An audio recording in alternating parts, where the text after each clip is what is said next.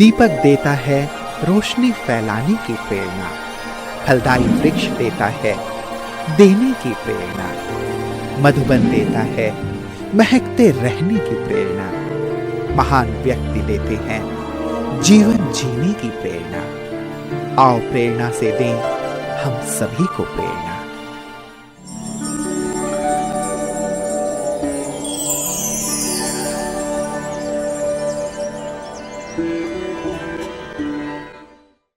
झारसुगुड़ा ओडिशा का एक जिला मुख्यालय है। यह एक औद्योगिक केंद्र है। यह अपने मेगा स्टील, एल्यूमीनियम और बिजली परियोजनाओं के कारण ओडिशा का पावर हाउस इस रूप में लोकप्रिय है। झारसुगुड़ा को अक्सर अपने विविध भाषा और संस्कृति के कारण छोटा भारत भी कहा जाता है। झारसुगुड़ा ब्रह्मा कुमारी ईश्वरीय विश्वविद्यालय की मुख्य संचालिका हैं अश्विनी दीदी जी। आपका जन्म 1978 में राजनंद गांव में हुआ। बचपन से ही आप खेलकूद, समाज सेवा आदि में विशेष रुचि रखती थी। आप सहनशीलता, धैर्य, निर्माणता, शीतलता आदि दिव्य गुणों से परिपूर्ण शांत चित्त आत्मा है। 1986 में आपको ईश्वरीय ज्ञान की प्राप्ति भिलाई से हुई और 1995 में अव्यक्त बाप दादा से आपने ईश्वरीय मिलन मुलाकात की। बाप दादा एवं दादियों से प्रेरणा लेकर 1996 में ईश्वरीय सेवा में आप संलग्न हो गई। तब से आपने भिलाई क्षेत्र के विभिन्न सेवा केंद्रों पर अपनी सेवाएं प्रदान करते हुए सन 1998 से झारसुगुड़ा में स्थायी रूप से अपनी सेवाएं प्रदान कर रहे हैं। जन जन को ईश्वरीय संदेश देते हुए आपने अनेक कार्यक्रम आयोजित किए। दीदी जी के नेतृत्व में 1000 से भी अधिक विद्यार्थी ज्ञान योग से भरपूर हो तनाव मुक्त दैवी गुणों से संपन्न जीवन बना रहे।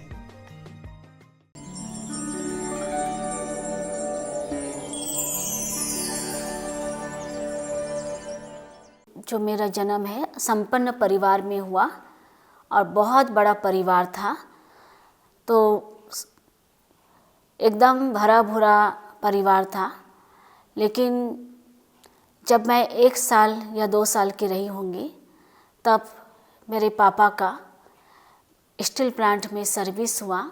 लेकिन मुझे अनुभव होता है कि शायद परमात्मा को मुझे अपना बनाना था, इसलिए मेरे पापा का सर्विस भिलाई में हुआ और दादाजी के मन नहीं था कि वो भिलाई आए सर्विस करे, लेकिन बाबा का बनना था, इसलिए वो भिलाई में आकर के स्टील प्लांट में सर्विस किए। और जब हम सभी परिवार भिलाई आ गए तो 1986 में पापा को बाबा का ज्ञान मिला और हम भी, जब मुझे याद है कि ज्ञान में हम कैसे आए। जब हम छोटे थे तो पापा हमको पढ़ाते थे, तो पढ़ा करके पापा पान खाने जाते थे और मेरा एक भाई था और मैं दोनों को चॉकलेट खिलाने के लिए रात्रि भोजन के बाद लेके जाते थे। तो जब हम पापा के साथ में गए थे तो उस समय आदरणीय कमला बहन जी रायपुर से भिलाई आए हुए थे और एक स्थान था क्लब का है, क्लब घर, उसमें आदरणीय कमला बहन जी क्लास करा रही थी।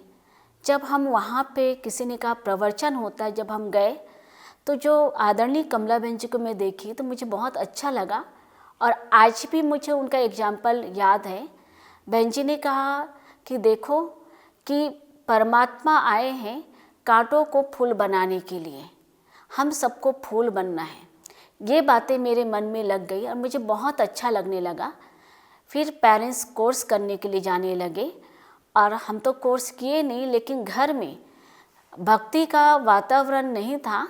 लेकिन सबसे पहले जब मैं देवी देवताओं को देखती थी तो मुझे बहुत अच्छा लगता था चित्र। जैसे लक्ष्मी का मैं देखती थी कि हाथ में कमल लिए हुए हैं और कमल आसन पे बैठे हैं, तो मुझे चित्र देख कर के बहुत अच्छा लगता था।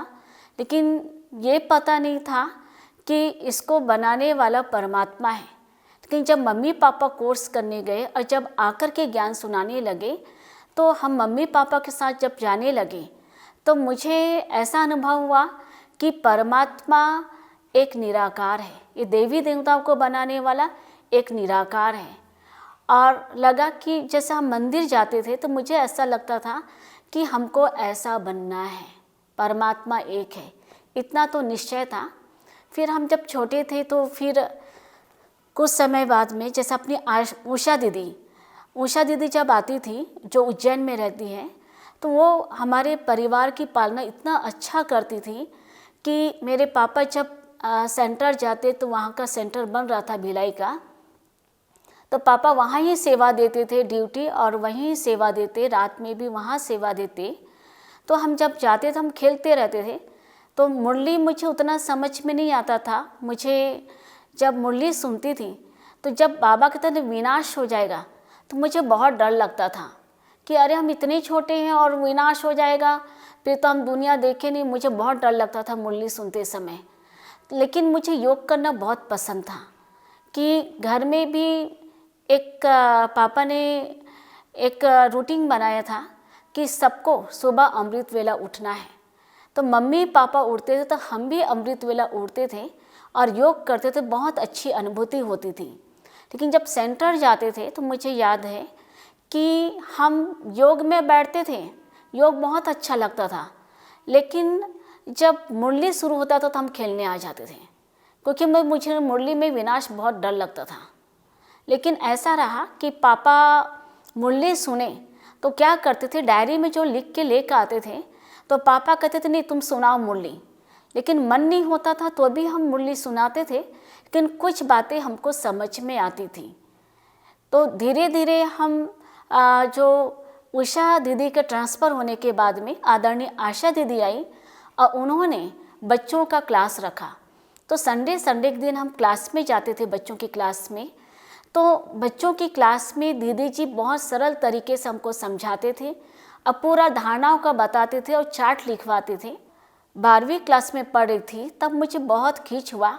मुझे लगा कि नहीं, मुझे बनना है तो बाबा का बनना है, क्योंकि भिलाई सिटी एक माया नगरी जैसा है। और जब मुझे एक दिन मैं जब घर में बैठी थी तो मुझे लगा कि मुझे बाबा के घर रहना है, मुझे अपना जीवन सरेंडर करना है। तो जब मैं सेंटर गई तो आदरणीय आशा दीदी को मैंने कहा कि दीदी मुझे सेंटर पे रहना है। दीदी ने कहा तुम बहुत छोटी हो। मैंने कहा नहीं दीदी, मैं आगे और पढ़ूंगी, ना जाने, क्योंकि मैं अपने फ्रेंड्स लोग को देखती थी, वहाँ पे वातावरण बहुत ख़राब था। मैंने कहा नहीं दीदी, ये दुनिया बहुत माया नगरी है, मुझे तो सेंटर पे समर्पित करना है, ना जाने मुझे माया ना खींच ले, मुझे सरेंडर होना है।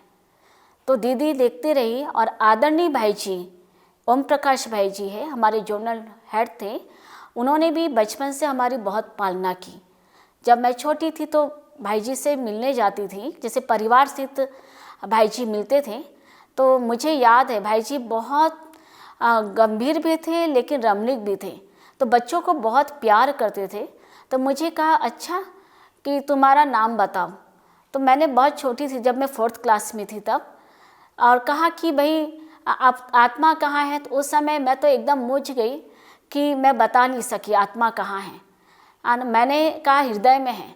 तो भाई जी हंसने लगे और कहा नहीं, आत्मा भ्रुकुटी के बीच में है। भाई जी ने मुझे ये आत्मा का पाठ पक्का कराया और उसी समय से मुझे ये अनुभव था मैं आत्मा हूँ और परमात्मा मेरा पिता है, असली पिता है। और बाबा से मैं हर चीज़ बात करती थी, जैसे कोई भी चीज़ होता था, जैसे बाबा मेरा फ्रेंड है, तो कोई भी बातें दिल की होती थी मैं बाबा से शेयर करती थी, मम्मी पापा से नहीं। और बाबा मेरे को बहुत अच्छा आंसर देता था और कहते बच्चे ये सही है गलत है, ऐसा करोगे तो ये नुकसान होगा, ऐसा नहीं करना है। बाबा मेरी बुद्धि को टच करते और कदम कदम पे बाबा मेरी बहुत मदद करते थे।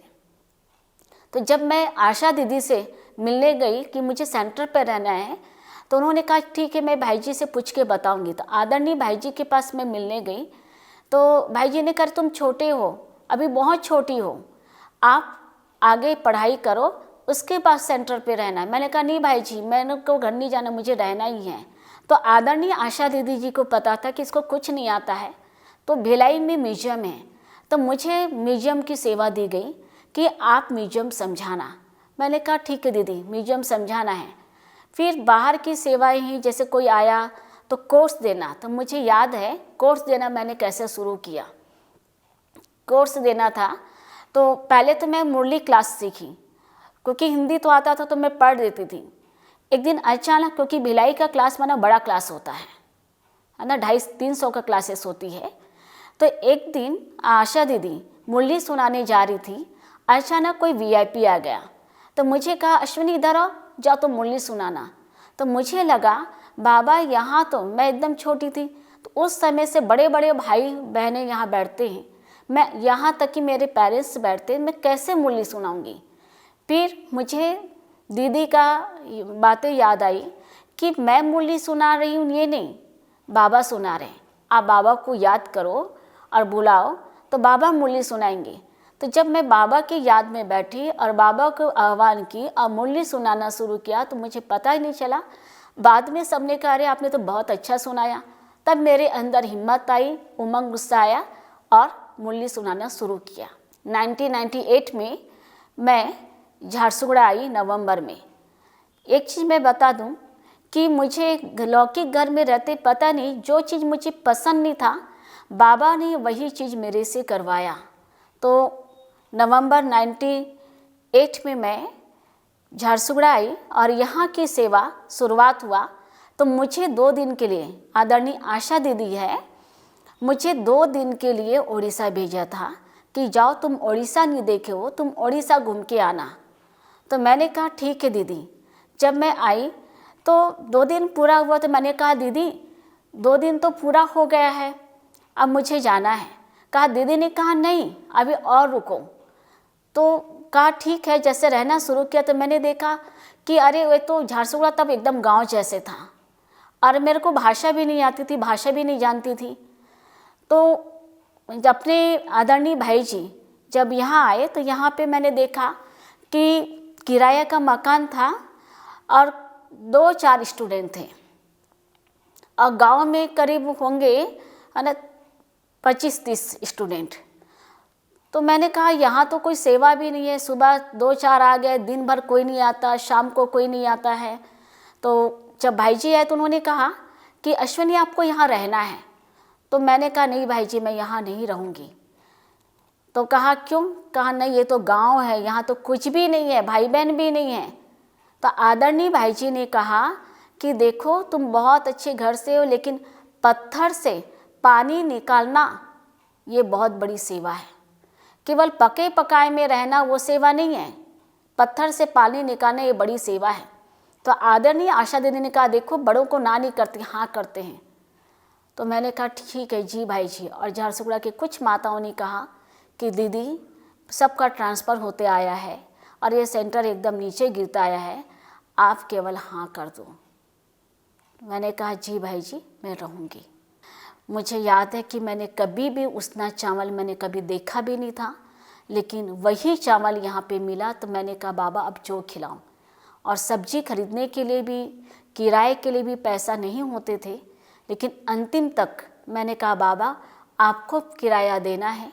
और लास्ट मंथ होता था 1000 रुपया आ जाता था, लेकिन सब्जी भी गांव से आ जाती थी, जो सब्जी आया उसी को खाना है, बाकी खरीदने के लिए पैसा नहीं होता था। तो जब हम योग करने बैठते थे तो मुझे बाबा का ये अनुभव होता था कि बच्चे अभी समय बहुत कम है, आपको अभी तपस्या करना है और बाद में आपके पास टाइम नहीं होगा। अभी ये बाबा ने आपको तपस्या के लिए टाइम दिया है। तो हम बैठ कर के तपस्या करते, धीरे धीरे धीरे धीरे भाई बहन आना शुरू किए। और उसके बाद में कि जैसे पहले तो 1000 रुपये का किराए का मकान था, फिर बड़ों ने कहा ये तो बहुत स्थान अच्छा नहीं है, ये मुस्लिम एरिया है, और वहीं पे ज़मीन खरीदा था, वहाँ लोग आते नहीं थे। तो तो आदरणीय भाई जी और कमला बहन जी, आशा बहन जी तीनों ने मिलकर के निर्णय लिया कि स्थान को बदलना है। और जहाँ लेके गए स्थान, पहले तो वहाँ बस स्टैंड था, तो वहाँ पे मछली गोदाम था, मछली का, सूखा मछली का। और नीचे जिस मकान में रहते थे वहाँ तंबाकू का गोदाम, और चारों तरफ बंद। तो आदरणीय आशा दीदी कहती थी, भाई जी ये बहनें तो मर जाएंगी ऐसे रह करके। भाई जी कहते नहीं, थोड़ा दिन रखो, क्योंकि जो दूर दूर के भाई बहनें आएंगे क्लास करेंगे। तो वहाँ 6 महीना ही रहे। इसके बाद में फिर मारवाड़ी पारा में आए, तो वहाँ लोग मकान नहीं देते थे, कहते थे ब्रह्मा कुमारी को हम नहीं देंगे मकान, क्योंकि यहाँ बहुत डिसर्विस हुआ था। लेकिन जो मकान मालिक है एक शर्त पे दिया था कि मैं 1 साल तक देखूँगा, उसके बाद मुझे अच्छा लगेगा तब मकान आप रह सकोगे, नहीं तो खाली करना पड़ेगा। तो हमने शर्त मानी और उसके बाद में उस मकान में रहे, पुराने मकान में। लेकिन 1 साल का जब हुआ तो हमने कहा, भाई जी अब क्या करना है मकान मालिक को? तो उन्होंने कहा, नहीं दीदी आप लोग यहाँ रहिए। और जब हम वहाँ पे 9 साल रहे और वहीं से बाबा ने एक ज़मीन दिलवाई और उसको ख़रीदा गया, मकान बन के तैयार हुआ। और इस मकान में सारे भाई बहने अपना तन मन धन लगाया, इसमें कॉन्ट्रैक्टर नहीं लगाया, अपने ही भाई बहन मिस्त्री का। और सेंटर पर हम सब बहनें रहने वाले, सुबह नाश्ता बना करके, गीता पाठशाला क्लास करा करके, पूरा इसी मकान में ही जिसको जैसा टाइम मिलता था सारी बहनें इसमें, जो कैसे मसाला बनाना है, कैसे जोड़ाई करना है, क्या करना है, अपनी सेंटर की सारी बहनों ने सीखा। सारे ने यहाँ पे कर्मणा सेवा की, भाई बहनें भी बहुत कर्मणा सेवा किए और ये बाबा का स्थान बन के तैयार हुआ। और जब हम मकान खाली कर रहे थे तो मकान मालिक ने कहा, नहीं दीदी आप लोग रहो, अब पूरा आपका बन जाए तो अब जाना। लेकिन ग्राउंड फ्लोर बना, हम शिफ्ट हुए और यहीं पे सेवा शुरुआत हुई, सब आने लगे। और इसका फल ये रहा, जो मकान मालिक है वो आज, पहले बहुत गरीब थे, वो भी बहुत संपन्न हो गए। आज वो कहते हैं, दीदी बाबा ने मुझे दिया, बाबा का घर मेरे घर में आया, तो आज बाबा ने मुझे मेरा घर बहुत संपन्न कर दिया। दीदी आप मुझे सेवा के लिए बोलो, क्या सेवा करना है, अब मैं सेवा कर सकता हूँ। तो 2012 में आदरणीय भाई जी ने कहा, अश्विनी मैं, क्योंकि भाई जी बहुत प्यार करते थे, बहुत ध्यान रखते थे, एकदम ऐसा लगता था कि भाई जी हमारे ब्रह्मा बाबा के समान हैं। और हम जो बातें बोलते, भाई जी हमारी हर समस्या का समाधान करते और सेवा में बहुत मदद करते। तो भाई जी ने कहा कि मैं दादी को लेकर आऊँगा उद्घाटन में। तो कहा जी भाई जी। और 2012 में 26 फरवरी में आदरणीय रतन मोनी दादी जी और मकान का इनॉग्रेशन किया। बहुत अच्छे से मतलब इस सेवा फलीभूत हुई। और उसी समय में ही एक भाई आए, मकान जैसे शिविर चला, क्लासेस हुआ, तो एक भाई आए और उन्होंने देखा कि बाबा का फ़ोटो देखा। ऊपर हॉल में कारपेंटर को ढूंढने आया था, तो ऊपर में बाबा का फ़ोटो देखा, उसको बहुत खींच हुआ। तो कहा कि अरे ये कौन है? तो हमने बताया ऐसा ऐसा है। उन्होंने कोर्स किया, तुरंत बाबा के घर में कहा मुझे एक ज़मीन देना है और आश्रम बनाना है। तो मुझे लगता है कि दादी जी का कदम पड़ा और सेवाएं शुरू हुई। तो भाई ने पूरा एयरपोर्ट के पास में बहुत बड़ा ज़मीन दिया और ग्राउंड फ्लोर बना के दिया, बहुत सुंदर, जिसका उद्घाटन अभी करीब 60-70 लोग रह सकते उस मकान में, ऐसा बन के तैयार हुआ। और 13 नवंबर 2024 में अपने हेमा दीदी जी, आशा दीदी जी और शिवानी दीदी जी आकर के उस मकान का उद्घाटन किया। और हम देखते हैं कि बाबा की जो सेवा है दिन प्रतिदिन, है ना भाई, कहते ना दिन दुगुनी रात चौगुनी, ऐसा सेवाएं लगातार आगे बढ़ते जा रहा है। ब्राह्मण जीवन में जैसे अभी है, मुझे लगता है कि बचपन से तो मुझे था ही कि मैं बाबा की सेवा करूं, और अभी भी मुझे लगता है कि देखो बाबा हमें जैसे ज्ञान में मुझे जो पवित्रता बहुत खींचा, सबसे पहले यहाँ की पवित्रता मुझे पसंद आई, और पवित्रता के बाद में मुझे यहाँ एक गुण मैंने देखा, निर्माणता। क्योंकि जितना निर्माण बनेंगे ना कोई भी चीज़ में, चाहे कितना भी आगे हो जाए, आज है बाबा ने जो मकान बनाया, आज इतनी अच्छी सेवा है झारसुगड़ा में, जो भी आते हैं वो जो बोलते हैं कि अरे यहाँ बहुत अच्छा स्टूडेंट है, बहुत सेवा है, ये करण करावनहार बाबा है। आज हमारे बड़े हैं आदरणीय आशा दीदी जी, जो भाई जी तो थे जो हमारी पालना करते थे, लेकिन वो तो अभी नहीं रहे, अव्यक्त हो गए। कमला बहन जी भी नहीं रही, लेकिन आदरणीय आशा दीदी जी हमारी बचपन से बहुत पालना की। और यहाँ पे भी झारसुगड़ा में मैंने यही कहा, दीदी आपका कनेक्शन रहेगा तो मैं झारसुगड़ा रहूँगी, क्योंकि झारसुगड़ा में, क्योंकि आदरणीय आशा दीदी बैठने वाली नहीं, बैठती नहीं, बहुत सेवा करती है। और दीदी का कहना है कि हम यज्ञ के लिए समर्पित हैं, हम केवल एक स्थान के लिए नहीं, केवल झारसुगड़ा के लिए या भिलाई के लिए नहीं है, हमको विश्व की सेवा देना, सबको मदद देनी है।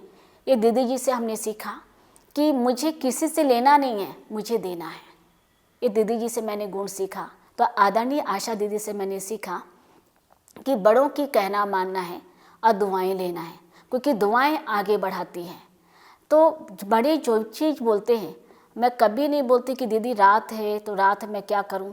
हाँ जी, अब भी करना है कि मुझे पता है, एक बार भाई जी का मीटिंग था रायपुर में, तो हमने कहा दीदी रिजर्वेशन नहीं मिल रहा, कैसे आए। तो आदरणीय आशा दीदी ने कहा भाई जी का बुलाना मना, राष्ट्रपति का बुलाना है, तुरंत आना है। तो हमने कहा ठीक है। उसी समय से हमने शुरू किया कि एक बार हम इंदौर जा रहे थे, तो देखा उस समय हमारा रिजर्वेशन कन्फर्म नहीं हो पाया, मैं और शिखा बहन थे, कन्फर्म नहीं हो पाया। हम बाबा को याद करते, क्योंकि दीदी ने कहा बड़ों को बुलावा मना, जैसे बाबा कहते हैं ना काल का बुलावा, तो बड़ों का बुलावा मना, कहा राष्ट्रपति का बुलावा है। हम बैठ गए ट्रेन में इंदौर जाने के लिए, 24 घंटा का रास्ता। जब बैठ गए तो बैठने को मिला, रात को सोने का हुआ। तो हम जहाँ बैठे थे, 4 भाई बैठे थे, कहा दीदी आप इसमें सो जाइए, हम लोग दरवाजे के पास बैठ जाते हैं। उन्होंने 2 के बदले कितना दे दिया, 4 सीट दे दिया। और हम वाह बाबा, और बड़ों का कहना देख करके दुआएं मिलती, तो बड़ों के अनुसार हम चलते हैं, तो देखो हमको कितना बाबा की मदद हमको मिलती है। तो बड़ों से हमने यही सीखा, आशा दीदी से, कि कभी भी परिस्थिति आए घबराना नहीं है, एक बल एक भरोसा होकर चलना है। और कोई भी, मुझे अभी भी लगता है, चलो मैं बड़ों का बहुत सम्मान करती हूँ, आदर करना है, छोटों का भी बहुत प्यार से चलाना, साथियों को भी, ऐसा नहीं कि मैं बड़ी हूँ, है ना। कई बार ऐसा लगता है कि हमारे साथी है वो भी हमसे बहुत सेवा करते हैं, ज़्यादा सेवा करते हैं, चाहे स्थूल में हो चाहे सूक्ष्म में भी हो, बहुत सेवाएं करते हैं। तो मुझे लगता है कि हर एक से मैं दुआएं लूँ, छोटे से भी दुआएं लूँ, बड़े से भी दुआएं लूँ, बच्चों से भी दुआएं लूँ। छोटी भी बच्चे आते हैं ना बाबा के बच्चे, तो वो भी लगता है ये भी बाबा के बच्चे हैं। वर्तमान समय मेरा ये पुरुषार्थ है, जो रोज़ मैं मुरली सुनती हूँ, तो उसमें लगता है कि ये जो होमवर्क है बाबा जो देता है वो मेरे लिए है, मेरे लिए होमवर्क है। तो जैसे बाबा अभी रोज़ ये पक्का करा रहा है कि बच्चे, जैसे आज भी बाबा ने कहा कि हर घड़ी अंतिम घड़ी है, मम्मा के एक स्लोगन था, तो मुझे भी लगता है कि मेरी हर घड़ी अंतिम घड़ी है। और जो पहला लेसन है आत्मा का, तो मैं दिन भर में यही पुरुषार्थ करती हूँ। मैं कितना आश्चर्य हुई, क्या मेरी बुद्धि सर्व से, देह से कितना डिटेच रहा, संबंधियों से डिटेच रहा, पदार्थों से डिटेच रहा, बाबा की याद कितना रही, एक बाबा की याद में कितना टिकी, ये मैं अपने ऊपर बार बार अटेंशन देती हूँ। ब्राह्मण भाई बहनों के लिए मेरा संदेश है कि अभी हम देखते हैं कि जो आजकल जो अपना कोरोना के समय से कई भाई बहने ऑनलाइन बहुत हुए हैं, तो ऑनलाइन ना करके बाबा के घर में आए और रोज़ मुरली सुने। और रोज़ हम मुरली सुन करके केवल लौकिक दुनिया में हम नहीं फंसे रहें, डिटेच हो जाए, डिटेच होने का पुरुषार्थ करें और जो बाबा कहता है उस अनुसार मैं करते रहूं। जैसे रहता है, बाबा कहते फरिश्ता बनना है, तो मैं कितना फरिश्ते स्थिति का अभ्यास कर रही हूँ। मेन उसके ऊपर अटेंशन देना, ना कि लौकिक कारोबारों के ऊपर उसमें फंसना नहीं है। जिम्मेवारी निभाना है, लेकिन अपने लिए विशेष टाइम निकालना है पुरुषार्थ का, और काम काज करते भी वतनवासी बन के रहना है और फरिश्ते स्थिति का अनुभव करना है और रहे अब घर चलना है।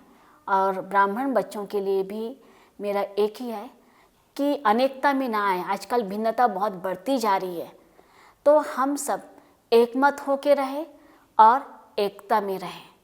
यही मेरा ब्राह्मणों के लिए संदेश है।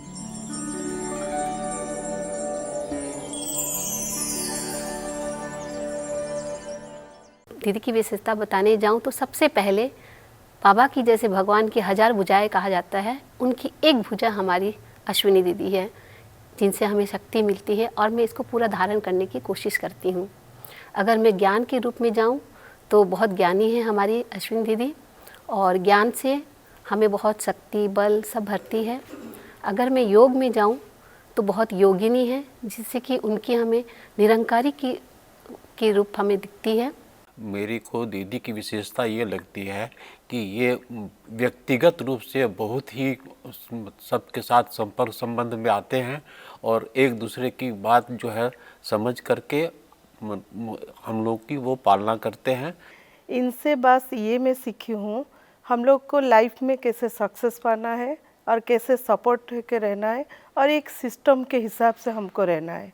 और दूसरा है, दीदी दिखने में बहुत हाइट में छोटी है, लेकिन इतना बड़े बड़े प्रोग्राम करते हैं, तो उनसे मैं ये सीखी हूँ, उनसे ये लेती हूँ, जो कोई भी चीज़ होता है स्टार्ट स्मॉल और ड्रीम बिग। दीदी के अंदर जो विशेषता देखी कि वो किसी के अंदर की कमी कमजोरी को नहीं देखे, सभी के अंदर समानता की भावना देखी। मैं दीदी के अंदर आगे बढ़ाने का बहुत, उनके अंदर वो विशेषता मेरे को बहुत अच्छा लगा। बहन जी का जो ऑथोरिटी से बोलते हैं, प्रैक्टिकली जो अनुभव करते हैं, उनको बहुत अच्छा लगता है और वो ग्रहणीय भी होता है और सब लोग हम सुनते हैं भी और उसमें जीवन में उतारते हैं और बहुत अच्छा ही रिजल्ट मिलता है। और मेरा जो पहले से जो क्लास रहता था वो अभी रेगुलर कर रहे हैं, पुरुषार्थ भी कर रहे हैं। अश्विनी बहन बहुत निरहंकारी और बहुत सरल है। वो छोटी को भी जैसा और बड़ जो हाई पोजीशन में होते हैं उसके सबके समान व्यवहार दिखाते हैं। और हमारा डे टू डे लाइफ में वो क्लास नहीं आने से वो सबका, मेरे जैसा नहीं, सबके स्टूडेंट लोगों का हिसाब रखते हैं, कोई क्यों नहीं आया क्या, सबके पर्सनल लाइफ को भी वो जाके सलाह देते हैं। दीदी से सीखा जो इतना जो बड़ा कारोबार कर रहा है यहाँ पे, इतना साइलेंट रह के, हम लोग भी मेरा लौकिक परिवार में वही हिसाब से मेरा साइलेंट रह के काम आगे बढ़ा रहा है। दीदी में ये विशेषता है, ये हर कार्य जिम्मेवारी ये देने के बाद भी हम करते हैं, लेकिन निश्चिंत वो रहते हैं। और दूसरा है, हर सेवा में आगे बढ़ाते हैं और हर सेवा में सहयोग देते हैं। दीदी स्वभाव और संस्कार में मिलनसार हैं। दीदी की नेचर बहुत विश्वसनीय है, कभी भी वो किसी के ऊपर अविश्वास नहीं करते हैं। इसीलिए हमारी इस झारसुगुड़ा के संगठन मजबूत होने का कारण एक ही है कि दीदी का विश्वास।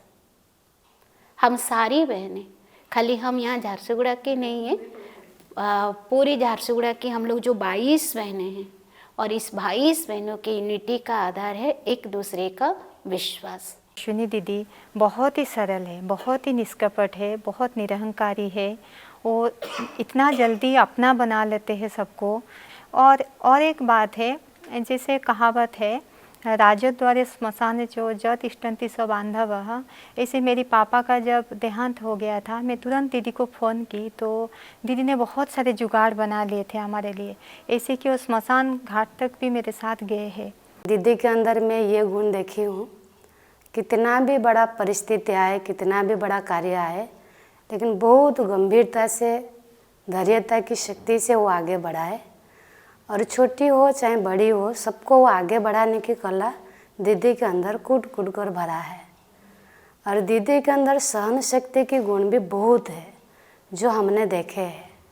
मैं जब ज्ञान में आई तो मेरी पहली मुलाकात बड़ी दीदी से हुई और मैंने दीदी से कहा दीदी मुझे क्लास करनी है, तो दीदी ने हमें बहुत अच्छे से क्लास कराई। उसके बाद मैं कंटिन्यू क्लास करती हूँ।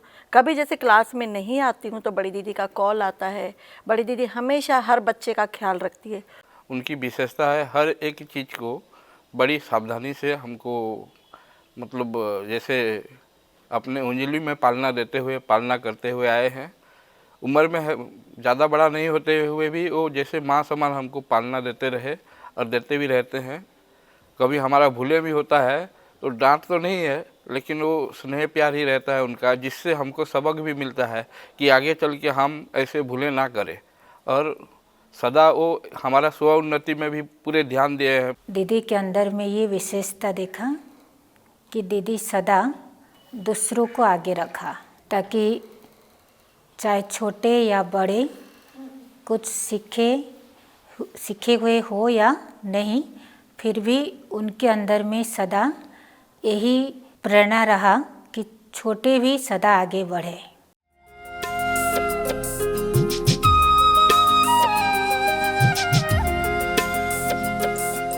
धरती पर आकर बाबा, धरती पर आकर बाबा कमाल कर दिया।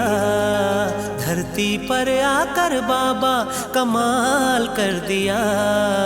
दीदार दे के हमको निहाल कर दिया। हाँ, दीदार दे के हमको निहाल कर दिया। धरती पर आकर बाबा कमाल कर दिया।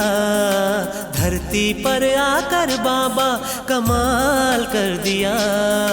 दीदार दे के हमको निहाल कर दिया। हाँ, दीदार दे के हमको निहाल कर दिया। धरती पर आकर बाबा।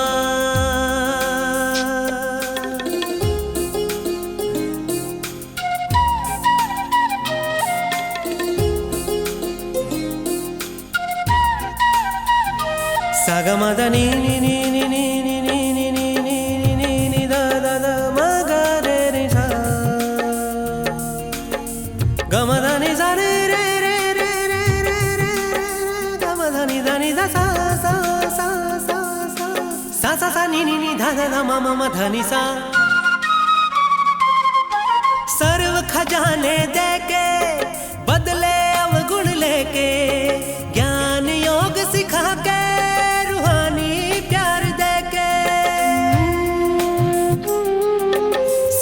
खजाने दे के बदले अवगुण लेके, ज्ञान योग सिखा के रूहानी प्यार दे के, बूंद के प्यासों को, बूंद के प्यासों को सागर पिला दिया।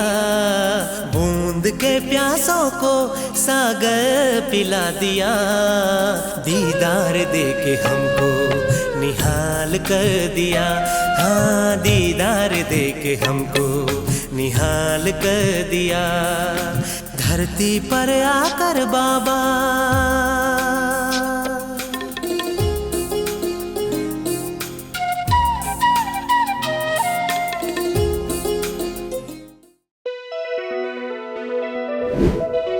you.